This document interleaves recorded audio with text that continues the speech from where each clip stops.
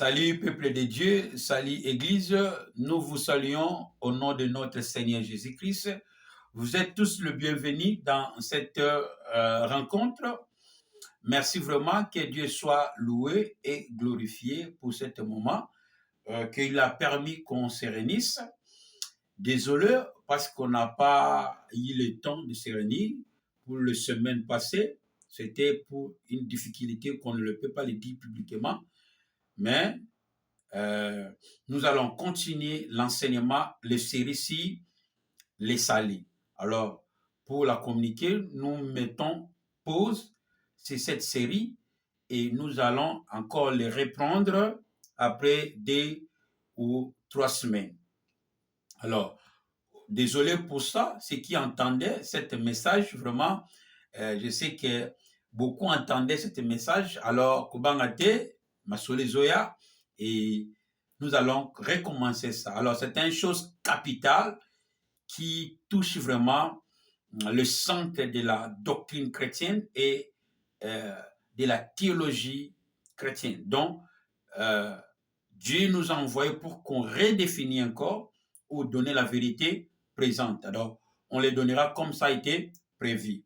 Alors, désolé pour cette inconvénience. Alors, aujourd'hui, nous allons encore explorer encore de nouvelles choses que Dieu a mis dans sa volonté pour qu'on vous communique.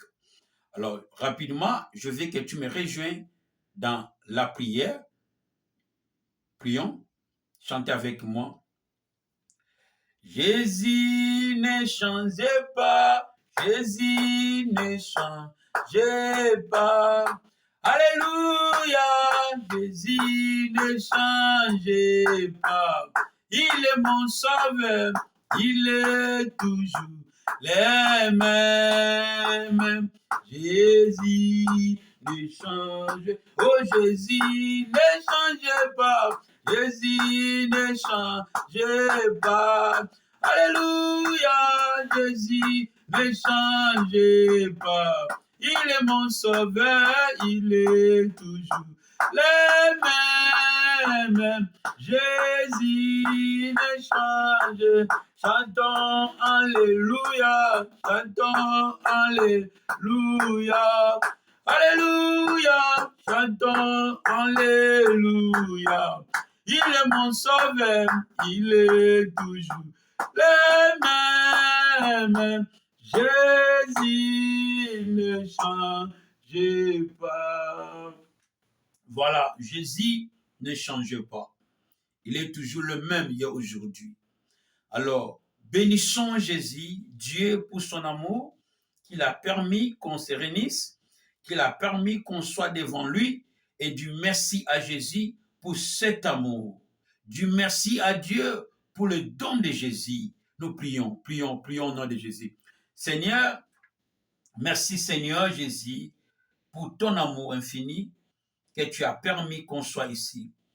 Merci éternel Dieu pour ton amour et pour le don de Jésus. Merci, nous sommes reconnaissants de cette œuvre. Que la gloire te revienne encore plus. Dieu merci. Alors, profitez encore dans cette occasion de recommander le culte entre les mains de Dieu, que Dieu puisse, que le Saint-Esprit vienne habiter en nous et domine et conduire, nous enseigne et inculque la pensée de Dieu dans cette réunion, dans nos âmes. Nous prions au nom de Jésus. Seigneur, nous recommandons ce culte entre tes saintes mains. Que le Saint-Esprit vienne habiter en nous, enseigne-nous, communique-nous ta pensée, ta volonté. Que l'Esprit éternel nous inculque la pensée éternelle.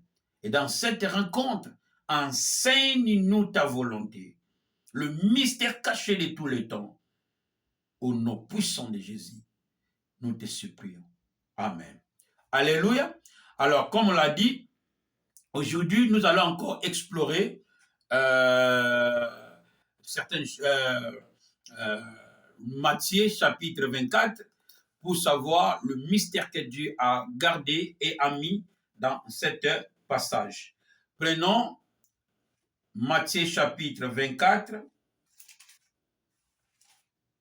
Matthieu chapitre 24 au 36e verset à 37e verset. Alléluia. Nous lisons Matthieu chapitre 24, verset 36 au 37e verset. La Bible dit ceci. Le titre de cet passage est « L'exhortation à la vigilance ». Regarde à ta côté, dit « Bien-aimé, la vigilance ».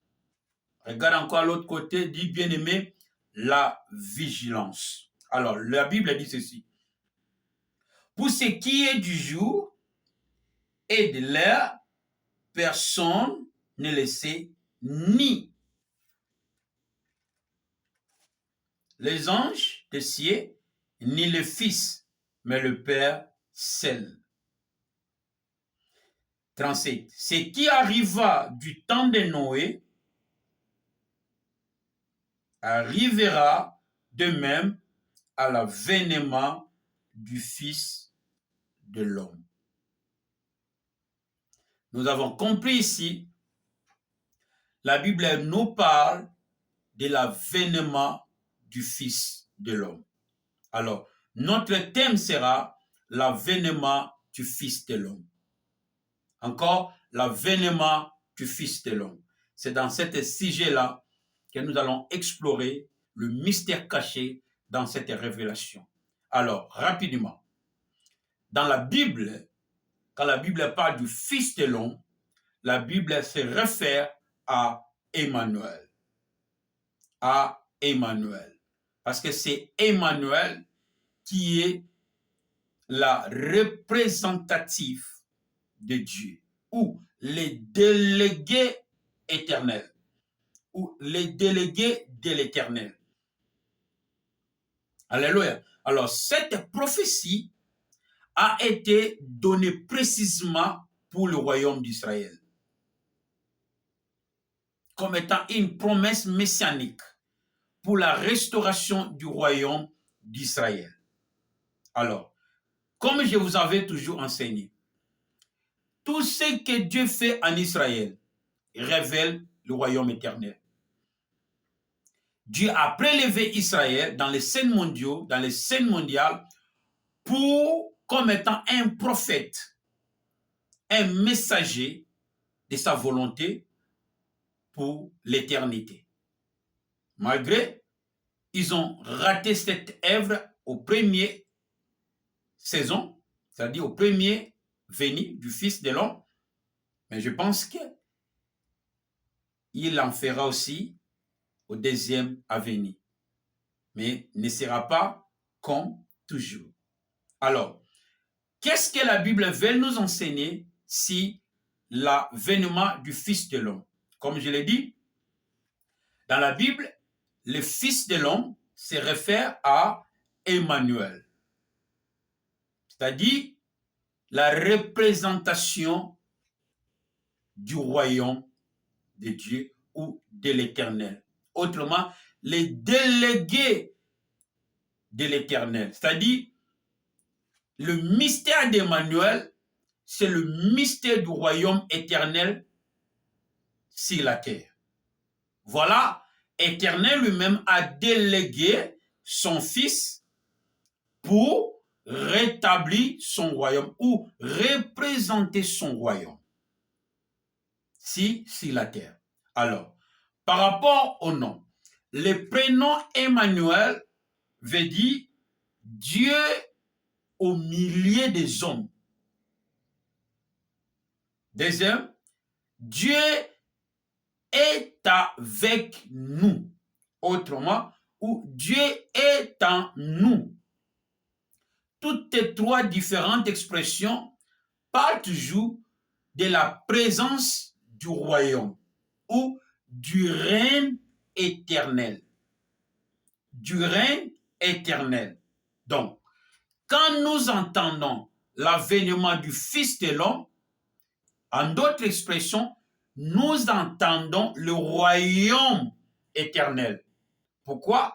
Parce que Dieu a délégué son Fils pour le rétablissement du royaume, premièrement, d'Israël, deuxièmement, pour l'humanité.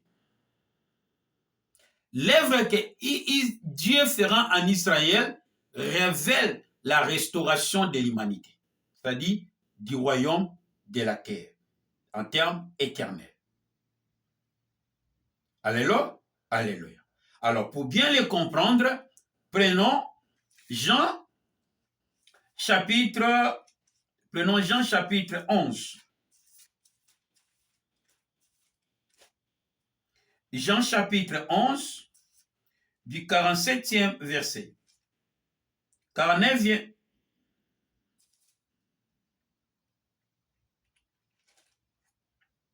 Jean chapitre 12, Jean chapitre 12, du 47e à 50. La Bible dit ceci.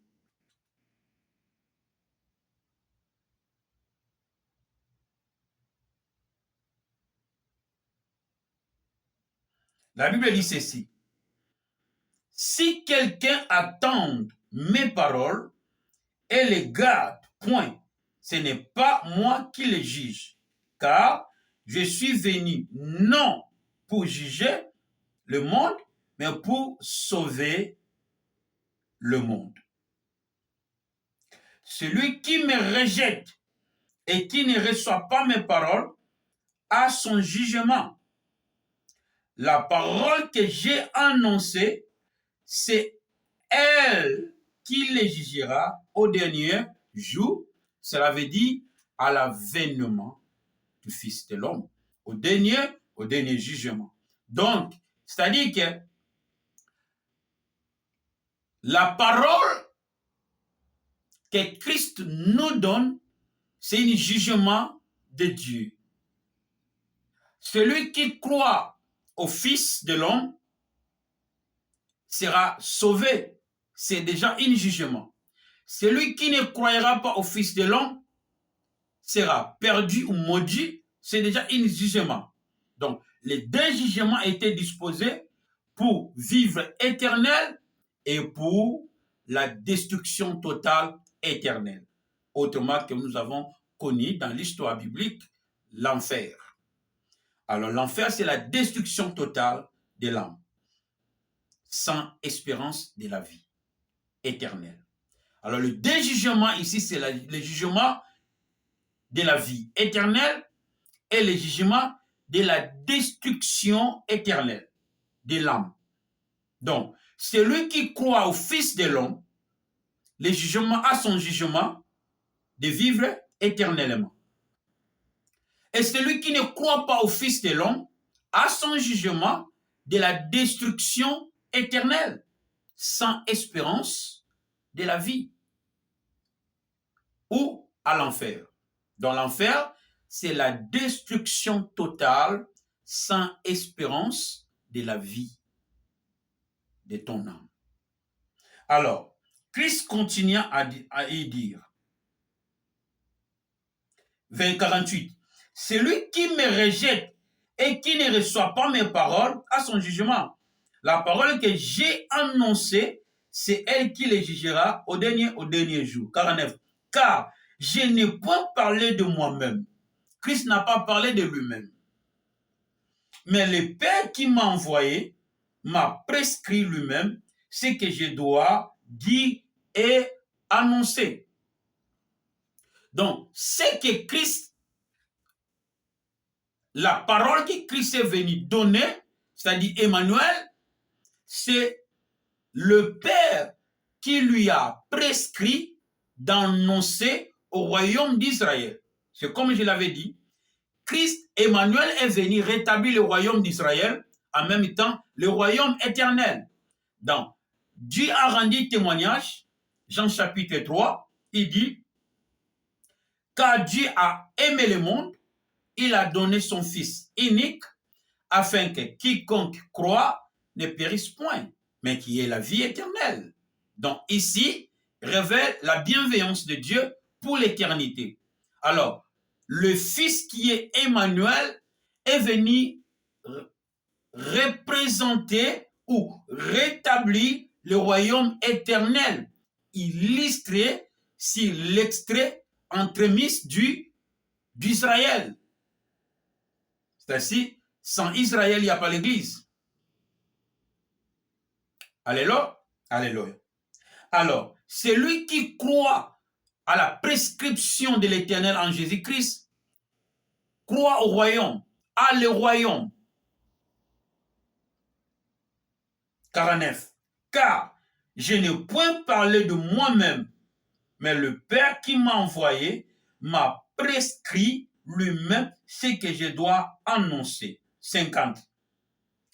Et je sais que son commandement, voilà, les paroles que le Père a prescrites, c'est-à-dire c'est le commandement de l'Éternel ou les paroles de l'Éternel ou les lois éternelles. C'est pourquoi les choses que j'ai dit, je les dis comme le Père me les a dites, me les a prescrites, me les a données. Donc, Christ étant sauveur, il a emmené ce qui sauve, quoi? Le loi. Alors, Emmanuel est venu représenter ou rétablir le royaume d'Israël et ou le royaume éternel terrestre. Ça se comprend? Oui. Alors, comment c'est là? Le mystère d'Emmanuel, ça révèle le royaume éternel. Pourquoi? Parce que Emmanuel, comme étant Dieu est avec nous, c'est-à-dire le règne éternel est venu vers nous. Voilà, quand Christ envoya ses disciples, il leur a dit ceci, partout où vous irez, dites-les, le royaume de Dieu est ici. Pourquoi? Parce que c'est le titre à laquelle il est. Jésus-Christ est l'incarnation du royaume de Dieu. C'est-à-dire pourquoi? Parce qu'il porte le commandement de Dieu. Ou il porte les paroles éternelles. Il a dit ceci. Au 50, il dit, et je sais son commandement est la vie éternelle. Quoi? Le commandement de Dieu, c'est la vie éternelle. Donc, Emmanuel qui apporte, qui est la représentation du royaume, en quel sens? Parce qu'il porte le commandement qui donne la vie éternelle. Or, le royaume éternel est dans le commandement éternel, c'est-à-dire est dans les lois éternelles, est dans la parole éternelle. Donc, celui qui reçoit les paroles prescrites par le Père, représentées par Christ, reçoivent le royaume. Pourquoi? Parce que cet commandement est la vie éternelle.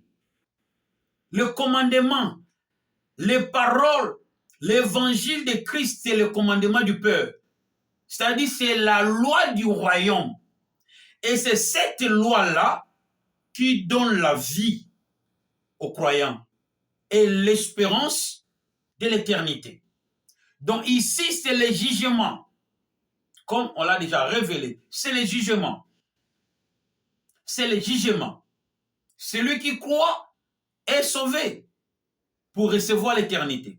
Celui qui ne croit pas ne sera pas sauvé va pour la destruction totale de son âme, sans espérance de la vie. Non, Matthieu nous met en garde de la vigilance pour l'avènement du Fils de l'homme. Qu'est-ce que signifie le Fils de l'homme? Alors, l'avènement du Fils de l'homme nous révèle l'avènement du royaume. Donc, l'espérance que nous avons à la venue, au deuxième venue du Fils de l'homme, cela veut dire l'attente du royaume éternel. Or, le royaume éternel est donné par les lois éternelles.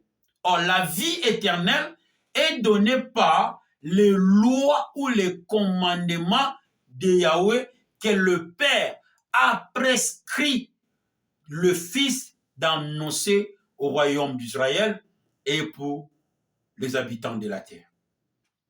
Donc, la venue du Fils de l'homme, une espérance pour le saint, c'est l'attente du royaume éternel. La venue du Fils de l'homme, pour les croyants, c'est l'attente du royaume. Pourquoi? Parce que les fils Emmanuel, c'est la représentation du royaume éternel. En quel sens? Parce qu'il apporte les prescriptions de Dieu, les lois de Dieu, les paroles de Dieu. C'est cette loi-là, c'est cette parole-là, c'est cette prescription-là qui donne quoi? La vie éternelle. Je veux que tu le lises bien, parce qu'il n'y a pas beaucoup à parler. La Bible parle. Et je sais que son commandement est la vie éternelle. C'est pourquoi les choses que j'ai dit, je les dis comme le Père me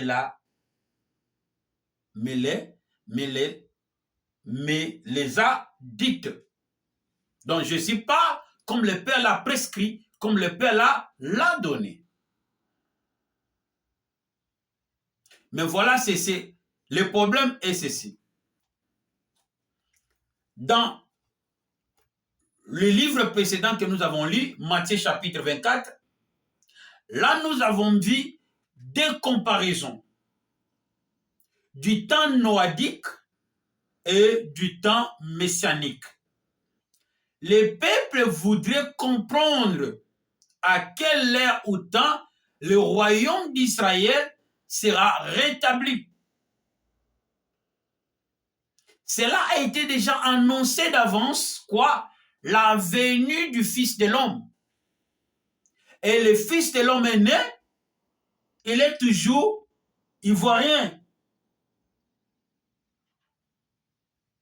Il est toujours ivoirien. Donc le Fils de l'homme qui a été décrit dans les prophéties d'Ésaïe, il est né et il ne voit rien. Il ne connaissait rien. Alors, pourquoi? Parce que dans leur temps, il vit comme au temps de Noé. Il a été ici dans les temps de Noé. Alors, retournons à Matthieu chapitre 24 pour prendre ce que j'ai dit. Matthieu chapitre 24 à 37. Il dit, ce qui arriva au temps de Noé arrivera de même à l'avènement du Fils de l'homme. Qu'est-ce qui est arrivé au temps de Noé? 38, il dit, car dans les jours précédents, quel jour? Avant les déluges. Alors, c'est dans cette disposition de la comparaison du temps ou des générations. Comme j'ai toujours dit, bien aimé, nous avons deux temps, autrement, ou des générations. Un, génération d'Adam et génération christique. Mais ici, la Bible nous met des dispositions. Un, la génération noadique, cela veut dire les temps de Noé, et la génération christique ou messianique. Se réfère au Fils de l'homme. Voilà, la Bible parle de l'avènement du Fils de l'homme. Quel a venu? Le deuxième venu. Le premier venu était sa naissance et le deuxième venu, c'est ce qu'on attend en ce moment. Mais la comparaison pour la vigilance de ce qui a été annoncé d'avance est que les gens qui ont reçu les paroles, les gens à qui la promesse qui a été donnée, n'étaient pas vigilants pour garder ce qui leur a été donné afin de bénéficier la vie éternelle. Quelle est la comparaison ici? La Bible nous met en disposition les deux générations ou les deux temps. Les temps noadiques et les temps christiques ou messianiques. Là, on parle du Messie, l'envoyé, le sauveur. De même aussi, Noé était un Messie à son temps, un envoyé en son temps pour sauver le royaume d'Israël. C'est là où la chronologie était donnée. Alors, en ce moment, les gens attendaient le fils qui devait naître pour sauver Israël, pour sauver son peuple. Et Dieu leur a promis Noé. Pour donner quoi? La paix. Alors, Noé, veut dire la paix ou le repos dans l'air pénible après le péché d'Adam. Après, dans leur vie pénible, ils criaient à l'Éternel. Et Dieu leur a promis de leur enlever cette joue, cette fardeau, cette vie pénible, en leur envoyant un Messie au nom de Noé. Alors, la Bible nous met deux comparaisons de deux temps différents. Un, les temps noadiques et les temps christiques. Qu'est-ce qui s'est passé dans les deux temps? Lisons. La Bible dit ceci. Car dans les jours qui précédèrent les délices, les hommes mangeaient et buvaient, se mariaient et mariaient leurs enfants, jusqu'au jour où Noé entra dans la barche. Pour bien comprendre, lisez Genèse chapitre 7, Genèse chapitre 6, il y a eu l'histoire au temps de Noé. Dieu envoya sa parole par son Noé pour dire au temps que Dieu veut détruire l'humanité. Dieu veut détruire le monde. Repentez-vous, entrez dans le bac pour être sauvés. Car Dieu veut tuer le monde et rétablir son royaume. Les gens qui la parole a été donnée n'ont pas crié. Et certains qui ont crié et n'étaient pas vigilants dans leur garde pour veiller si ce qui leur a été annoncé. La comparaison dit que dans les temps de Noé, au lieu de s'attacher à la parole et à l'observance de la parole ou à la pratique de la parole, qu'est-ce que la parole ici par rapport à l'Éternel? Jean chapitre 12, 49. Les commandements de l'Éternel représentent son royaume. Chaque moyen que Dieu a utilisé, c'est pour rétablir le royaume de manière locale ou universelle. Alléluia. Alors, quand nous avons les paroles de l'Éternel, nous avons le royaume de Dieu. C'est ainsi, quand Christ envoya ses disciples, il leur a dit, disez, partout où vous irez, disez que le royaume de Dieu est ici. C'est-à-dire, Emmanuel est ici. Parce que Emmanuel, c'est la représentation du royaume éternel. Pourquoi? Parce que c'est l'incarnation de Dieu en l'œuvre du royaume. L'incarnation de Dieu en l'œuvre du royaume. Voilà, Emmanuel, c'est Dieu qui est ici. Alors, quand nous parlons de Dieu, on ne parle pas d'une personne littérale, on ne parle pas d'une personne matière, mais on parle du gouvernement du système logique ou de la justice. Autrement, on parle de la rétablissement de la nouvelle loi, de nouvelles lois. Alors, c'est ce gouvernement qui est représenté par le commandement, les lois. Alors, le premier gouvernement a été déposé en Éden, c'est-à-dire les lois de l'Éternel. Voilà, l'endroit Éden, c'est révèle le royaume terrestre.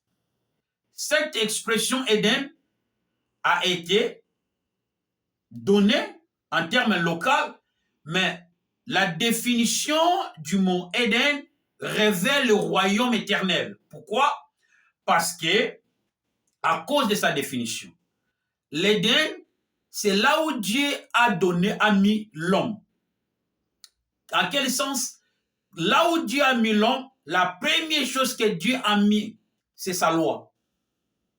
Et dans cette loi, la loi produit des choses. Un, la paix, de la joie. Notez ces choses très bien. À chaque fois qu'il y a la loi donne des choses. Les bénéfices de la loi, c'est des choses. 1, la paix. 2, la joie. Voilà, l'Éden, c'est le royaume éternel. Pourquoi? Parce que c'est là où il y avait la loi. Là où il y a la loi, il y a le gouvernement, il y a la reine. Là où il y a la loi, il y a le gouvernement, il y a le règne, il y a le royaume. Donc Dieu a donné première chose, a mis première chose dans l'Éden, la loi. C'est-à-dire les reines sont reines. Alors c'est dans cette loi-là, donner l'homme, 1, la paix, 2, la joie. C'est ainsi l'Éden, c'est l'endroit de la réjouissance, de la joie et de la paix. Pourquoi? Parce qu'il y avait la loi de l'Éternel. Ça se comprend? Parce qu'il y avait la loi de l'Éternel. Côté l'Assemblée des saints ici, côté donc, là où il y a la loi, il y a le règne, il y a le gouvernement, il y a la domination, il y a le pouvoir. Alors, la loi produit des fruits. 1, la paix et la joie. Donc, c'est ainsi le mot, le terme Éden était une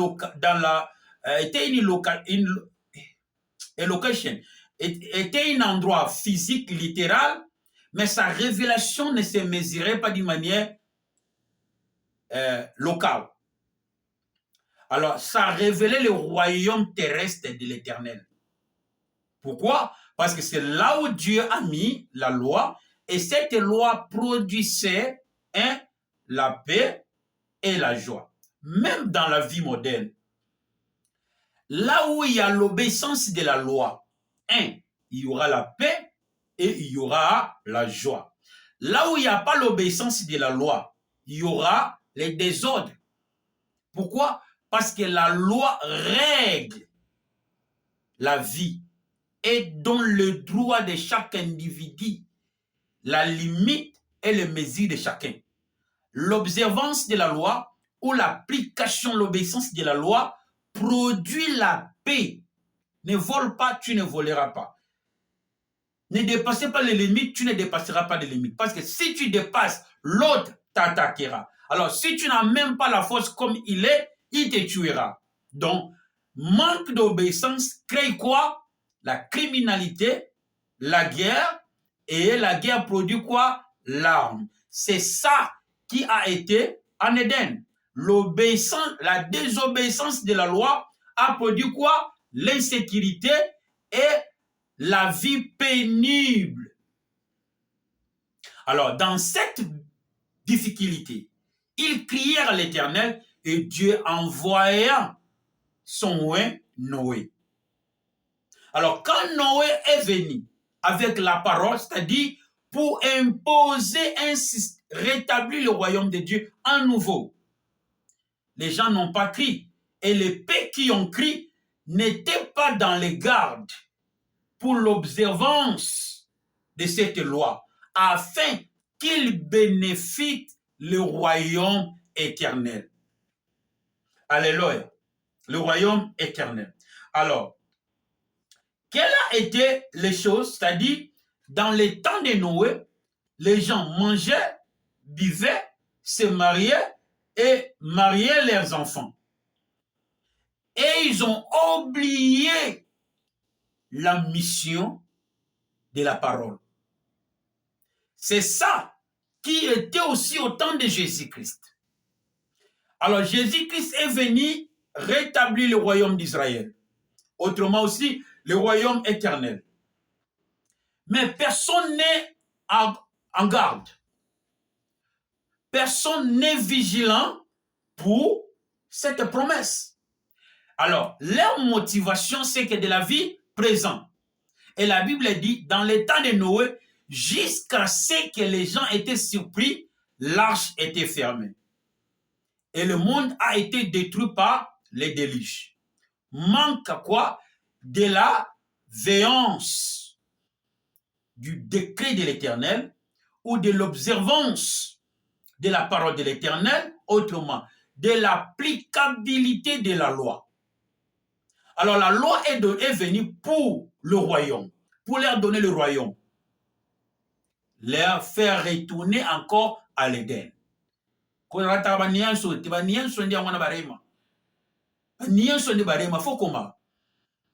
La loi est venue pour leur donner ou leur retourner à l'Éden. Leur retourner à l'Éden, c'est-à-dire de leur donner encore l'éternité, la vie de paix et de la joie éternelle que produira les lois. Alors, Christ aussi, en son temps, comme étant Emmanuel, qui est venu pour rétablir le royaume d'Israël et rétablir le royaume terrestre en général, les gens qui ont réussi, ces gens ne sont pas au garde, à la veillance, à la vigilance de la parole. Leur motivation est à manger et à boire, qui est l'observance de la loi. Alors, que dit l'observance de la loi? Ou que dit le royaume? Comme on avait dit, là où il y a la loi, il y a le royaume, il y a la reine, il y a la dominance, il y a le gouvernement, et il y a une vie nouvelle qui doit être imposée. Donc, tous les rois qui ont venu sont venus pour rétablir le royaume. Prenons le dernier roi, Jésus-Christ, est venu de rétablir le royaume. Alors, personne n'est en garde. C'est ainsi les deux comparaisons étaient mises entre les temps noadiques et les temps christiques ou messianiques. Alors, les gens se livraient dans le désir de manger, de boire, de s'investir pour la vie présente, alors que le plan est de gagner l'éternité. C'est de même avec les temps christiques, avec l'Église présente.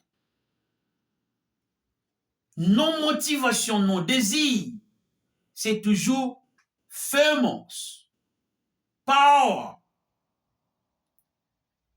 and to become rich. C'est-à-dire, notre motivation en Dieu n'est pas le royaume, mais est de devenir puissant et de devenir prospère et de devenir riche. Mais c'est pas mal, c'est ton droit, car toutes ces choses-là, c'est le droit. Mais sache que tout ce qu'on dit, prospère, puissance, être riche, ce sont des choses temporaires qui accompagnent les destins, mais qui n'est pas la destinée. Quand on se limite en cherchant Dieu pour la puissance, avec la motivation de manipuler et de dominer les autres, on est perdu. Quand on cherche Dieu pour être riche, on est perdu. Parce que dans cette attente de l'avènement d'Emmanuel, ou le Fils de l'homme, c'est l'attente du royaume. Quel royaume? Royaume éternel. C'est l'attente du royaume. Quel royaume? Royaume éternel. Alors, la même chose qui était au temps de Noé, qui ont surpris les gens, et les déluge a ravagé les hommes, et Dieu a tué le monde par les déluges. Mais la Bible nous confirme, dans le livre de Matthieu, qu'il en sera de même au temps du Fils de l'homme. Et quel temps? C'est le temps que nous sommes. Tous les désirs des hommes est de devenir riches, puissants, prospères. Mais personne ne veille, personne n'est en garde pour l'observance, le pratique de la loi qui donne la vie éternelle. Nous avons lu dans le livre Jean chapitre 12, 49. Le commandement que de l'Éternel, donc quoi? La vie éternelle, c'est-à-dire le royaume. Alors, si notre espérance c'est du royaume, nous devons être sur nos gardes pour la veillance de l'applicabilité de la loi ou de la justice de la loi. Alors, comme nous sommes à l'attente de l'avènement du Fils de l'homme, c'est-à-dire de l'avènement du royaume éternel. Alors, qu'est-ce dit le royaume? Et qu'est-ce que le royaume est? Alors, voilà, nous allons voir qu'est-ce que la Bible dit concernant le royaume que nous attendons. Et je crois que c'est notre espérance. Parce que les chrétiens, nous avons cru avec la théologie précédente que nous sommes sauvés par la grâce. Christ est mort pour nous par rapport à les interprétations. Christ est mort pour nous et nous sommes sauvés. Alors, comme nous sommes sauvés par le nom du Christ, alors l'éternité est déjà là. Bien aimé, au aussi. Alors, toute la motivation de la veillance de la parole de Dieu est bafouée. Les hommes de Dieu sont dans la manipulation des hommes, des enfants. Donc, les gens croient que parce qu'il est puissant, il devient juste. Et surtout, je vais effacer sur nos pères dans la responsabilité ministérielle. La puissance est trompeuse. C'est bon. Mais voilà ce que le royaume de Dieu veut dire. Prenons Romains chapitre 14. Et là, on va finir. Romains chapitre 14, verset 17. Ceux qui attendent le royaume, ceux qui espèrent le royaume, tu n'es pas encore sauvé. Voilà ce que la Bible dit. Romains chapitre 14, verset 17. La Bible dit ceci. Car le royaume de Dieu, ce n'est pas le manger et le boire. C'est ça qui était au temps de Noah. Les gens s'est limité à manger, à boire. Les gens s'est limité à devenir puissants. Les gens s'est limité à devenir riches. Construisons, investissons, construisons legacy, power. Et comme aujourd'hui, il y a une expression, les jeunes, nous cherchons toujours de porter la puissance, le fait. Mais bien aimé, je ne dis pas mal. Sans la puissance de Dieu, le christianisme est néant. La parole de Dieu n'est pas vivante. Mais la parole que nous avons crie ne se limite pas dans la manifestation. C'est ça que j'ai toujours mis, point. Et puis, comment ça? J'ai toujours soulevé. La parole que nous avons crie ne se limite pas de la puissance par la manifestation, de l'opération, mais plutôt pour nous donner l'éternité. C'est ainsi le royaume de Dieu ne se limite pas à manger, en buvant, se marier, investissons. C'est ça qui était au temps de Noé.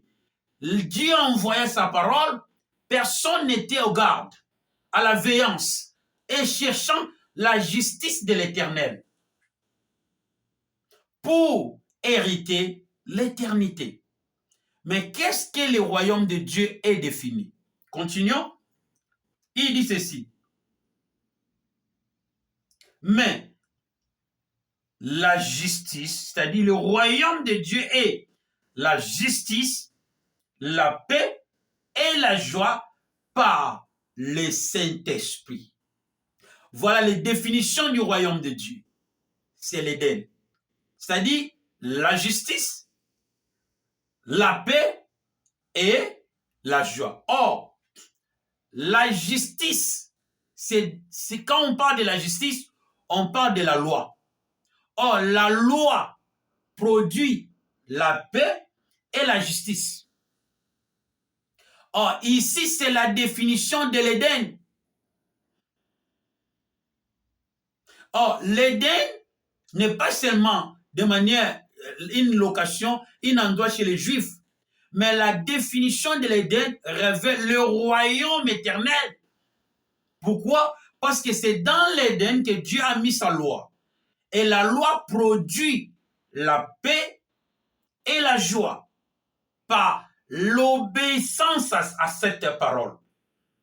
Là où il y a la loi, il y a le gouvernement. C'est-à-dire, quand Dieu parlait de l'Éden, il parlait de son règne. Il parlait de son royaume. Il parlait de sa souveraineté à cet endroit. Pourquoi? Parce qu'il y avait la loi donnée, établie. Et quand l'homme obéissait à cette loi, il vivait dans la paix et dans la joie, dans ce que Dieu a créé. Mais les jours où il a désobéi, l'endroit n'était plus Éden. Donc jusqu'à aujourd'hui, l'Éden n'existe plus. Pourquoi? Parce que la loi de Dieu est bafouée. Là où la loi de Dieu est bafouée, manque de la paix et manque de la joie. C'est le jour où l'homme a désobéi la parole, c'est-à-dire les lois de l'Éternel, il a quitté l'Éden. Qu'est-ce que Dieu a fait? Dieu lui a chassé. C'est là où il a continué à vivre une vie pénible. Et dans cette pénibilité, Dieu a envoyé sa parole pour lui sauver. Donc, l'Éden, ici dans Romains, nous avons vu la vraie définition du royaume ou la vraie définition de l'Éden. L'Éden veut dire un endroit de la réjouissance dans la paix. C'est-à-dire, l'Éden veut dire un endroit de justice et de paix pour la réjouissance. Okay. C'est-à-dire, pourquoi? Parce que c'est là où Dieu a mis les lois. Alors la loi produisait quoi? La paix et la joie. C'est ainsi cet endroit était un endroit de la réjouissance, dans la paix, dans la joie. Pourquoi? Parce qu'il y avait la loi et l'homme obéissait la loi. Donc, l'obéissance de la loi produit la paix et la joie. Même dans le royaume moderne, là où il n'y a pas l'obéissance de la loi, il y aura la guerre, la criminalité. Alors la loi, une domination, un royaume établi produit la paix et la joie par l'obéissance, c'est-à-dire la veillance de cette loi, c'est la justice que chacun cherche pour son salut. Et c'est là que tu bénéficieras le royaume. Alors regarde la comparaison des deux temps, entre les temps noadiques et les temps christiques. Alors, dans ces moments, personne n'est dans les gardes, personne n'est dans la veillance, ou de chercher la justice de la loi pour bénéficier quoi? L'éternité. Alors, les gens sont restés dans l'espérance et de l'attente de l'avènement du Fils de l'homme. Ça, c'est la folie, bien-aimé. Alors, si tu veux bénéficier le royaume, tu devais être au garde. De quoi? De la justice de Dieu. Alors, c'est dans la loi qu'il y a la justice. Alors, cette loi ici, comme Jean chapitre 12, 50 les définissent. La loi donne la vie éternelle. Donc, tous ou tout le monde, toute personne qui observe les lois attend le royaume. Donc, l'expression ici, l'avènement du Fils de l'homme, c'est l'attente du royaume. Mais on n'attend pas du royaume par la venue physique de la personne Emmanuel ou Christ. OK? Mais des paroles que Christ Emmanuel donnera au monde. Celui qui croira et pratiquera cette justice bénéficiera quoi? La vie éternelle. C'est-à-dire quoi? Cette attente, c'est le moment de reproduire le royaume de Dieu dans tes actes. Alors, dans certains moments, l'Église est affaiblie dans les désirs charnels, famous, de devenir grand, de devenir puissant, de devenir riche. Alors, le temps est déjà là. Alors, nous avons cru que nous sommes sauvés ou nous bénéficierons le royaume de Dieu par la mort de Jésus-Christ. Non, non, non, non. Mauvaise théologie. Mauvaise théologie. Oui, c'était le temps. Mais regarde ce que la Bible révèle. Donc, les gens sont déroutés. Personne ne cherche la justice dans les lois de Dieu ou dans la parole de Dieu. Nous cherchons et nous entendons le royaume. C'est la magie, ça. Tu ne le peux pas les recevoir. Donc, c'est que nous sommes venus vous dire que Église, l'avènement du Fils de l'homme est déjà là. Ce qu'il te faut dans cette attente, c'est quoi? La justice. La veillance de la loi, c'est-à-dire l'applicabilité de la loi. Autrement, les pratiques de la justice. Pourquoi? Parce que les pratiques de la justice, c'est ça qui te donnera quoi? La vie éternelle dans les lois. Or, la vie éternelle ici, c'est le royaume. Pourquoi? Parce que la vie éternelle est donnée dans les lois de l'éternel que Dieu a prescrit son fils Emmanuel de donner à l'humanité. C'est le jugement. Celui qui croira vivra éternel. Et celui qui ne croira pas à son jugement quoi? La destruction totale de son âme, sans espérance de la vie, sans espoir de la vie. Là, tu es détruit complètement et totalement pour éternel. Ou dans l'enfer. Donc l'enfer, ce n'est pas comme on nous a prêché que l'âme humaine subira une douleur pour éternité. Il va commencer à pleurer. Zambé! Non, non, non, non. Là, Dieu n'est pas cet homme que tu penses. Et cette expression nous révèle la destruction totale du gouvernement humain sans espoir de l'existence. Autrement, c'est la destruction totale de l'âme. De l'âme. Sans espérance de la vie. Donc, c'est comme tu es mort. Tu ne peux pas espérer la vie. Pourquoi? Parce que ta conscience et tes pensées sont perdues. Ton corps est devenu poussière. Mais l'espérance est que quand tu seras ressuscité, tu retrouveras encore ta conscience et tu sauras que oui, c'est comme ça, c'est là où je suis venu.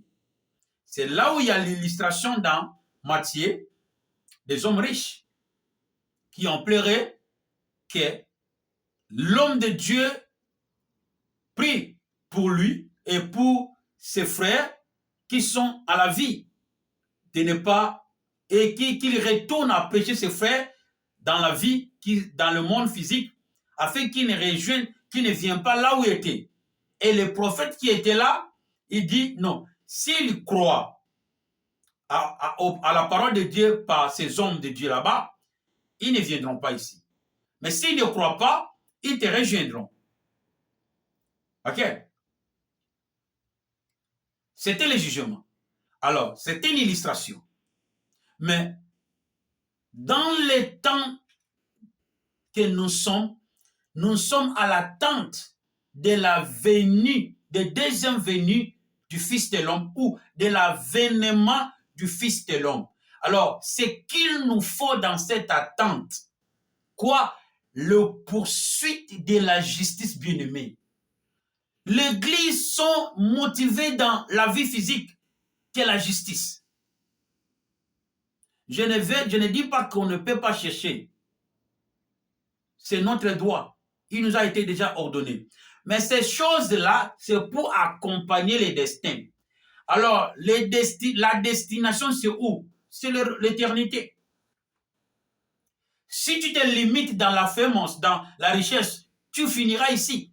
C'est ça qui était au temps de Noé. Et c'est ça qui est aujourd'hui. Même les hommes de Dieu, ils se sentent frustrés parce qu'ils n'opèrent pas les miracles. Ils se sentent frustrés. Au lieu de chercher la justice de Dieu et la sanctification, nous cherchons ce qui nous...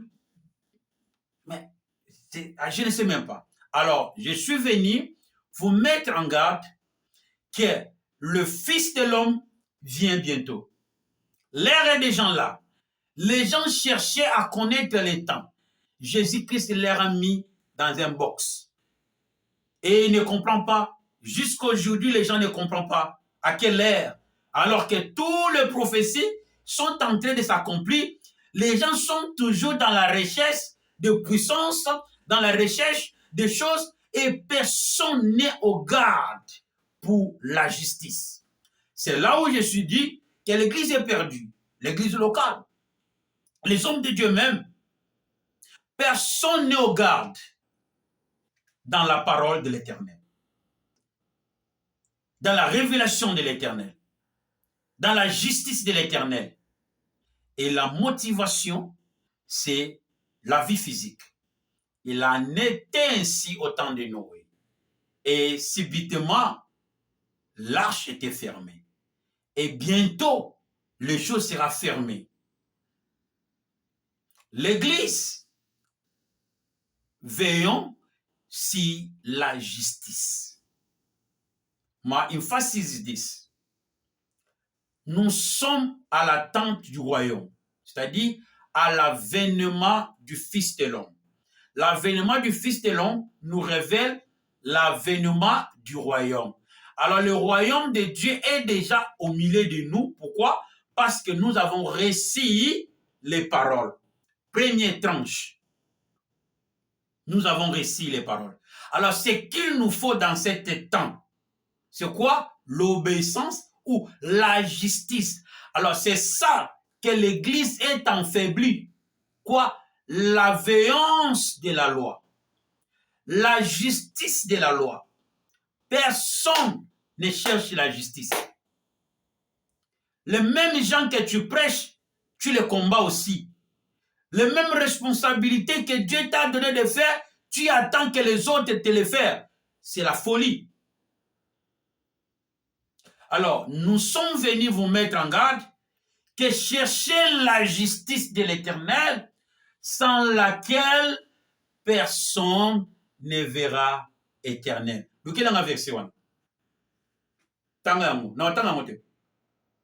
C'est ça la conclusion. La Bible nous dit, le royaume de Dieu que nous attendons n'est pas à boire et à manger que tu cherches, ou même la puissance. Non, mais quoi? La justice, la paix et la joie. La paix et la joie, c'est la production de la loi. Mais celle-là, tu dois les produire. C'est-à-dire l'applicabilité de la loi, l'acte de la justice dans la loi donne la paix. Et la paix procure la joie. C'est-à-dire, ce qui attend le Fils de l'homme, c'est une espérance du royaume. C'est bien. Mais voilà ce qu'il faut en ces temps. Quoi? La veillance de la loi. L'acte de la justice. Dans tout ce qu'on fait. Alors, notre poursuite en ce moment, c'est quoi? C'est la vérité et la justice. Celui qui ne veille pas à pratiquer la justice de Dieu ne verra jamais. Alors, nous sommes venus aujourd'hui pour vous mettre en garde l'Église de Dieu. Cherchons la justice de Dieu et la sanctification, sans laquelle personne ne verra Dieu. Comme la Bible nous a exhorté, cherchez premièrement le royaume de Dieu et la justice. Alors, nous sommes à l'attente du royaume. Mais le royaume est déjà là, parce que la parole nous a été donnée.